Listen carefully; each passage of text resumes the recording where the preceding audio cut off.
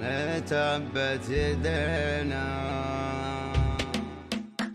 من لا منافع والغزلان تبت يدينا من لا منافع والغزلان تبت يدينا يا تل قلب المولع لا تذكر بنينا من لا منافع والغزلان تبت يدينا لا تل الشوق يردف مثل رجف المكينة من لا منافع والغزلان تبت يدينا من فرق الزين والخلان ربي يعينا من لا منافع والغزلان تبت يدينا من فرق الزين والخلان ربي يعينا من لا منافع والغزلان تبت يدينا ويقول ابو خالد الشاعر سرابح حنينا من لا منافع والغزلان تبت يدينا القلب مجروح والفرد